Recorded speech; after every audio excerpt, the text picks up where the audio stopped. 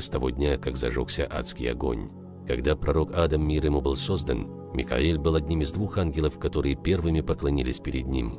Во время битвы при Ухуде Микаил и Джибриль защищали пророка, алейхиссаляту вассалям, справа и слева, а также в битве при Бадре Микаил был среди ангелов, которые помогли мусульманам выиграть битву.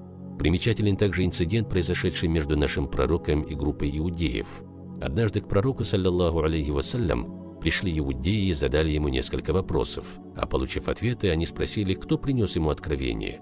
Когда пророк, саллаллаху алейхи вассалям, ответил им, что это был Джибриль, лица евреев внезапно поникли, потому что, по мнению иудеев, ангел Микаил – главный ангел и их защитник, а Джибриля они знают как ангела бедствий и страданий и считают врагом иудеев. Когда пророк, саллаллаху алейхи вассалям, сказал, что Джибриль является его другом, иудеи ответили: «Если бы твоим другом был Микаил, мы бы последовали за тобой и уверовали бы в твою религию.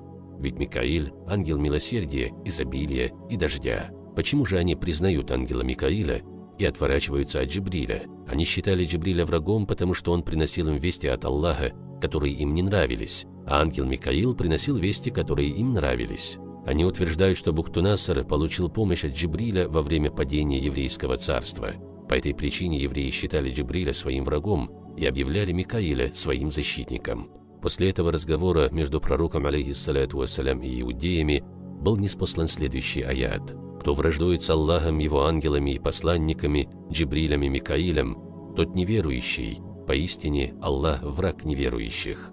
Дождь – великий дар, данный нам милостью, настолько, что Всевышний предоставил его каждому, живому или мертвому, неверующему, верующему, богатому или бедному. Всевышний говорит: «Мы низвели с неба воду в меру, сколько достаточно для жизни, и сохраняем ее в земле. Поистине, мы можем сделать так, что она, вода, уйдет, что приведет к полной гибели всего живого». Только вдумайтесь, миллионы кубических метров воды испаряются из океанов, морей и озер по всему миру в атмосферу, а оттуда низводятся на сушу к живым существам. Жизнь на нашей планете продолжается благодаря этой циркуляции. Всевышний установил такой порядок, что миллионы кубических метров воды могут оставаться в подвешенном состоянии на небе и спускаться на землю один за другим, не причиняя нам вреда. Тот факт, что вода не замерзает, несмотря на то, что температура на высоте облаков достигает минус 40 градусов, а то и больше, является еще одним показателем могущества Создателя.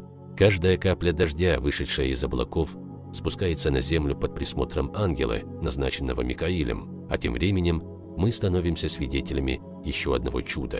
Хотя капли дождя, удерживаемые ангелами, путешествуют сверху вниз на километры, они достигают нас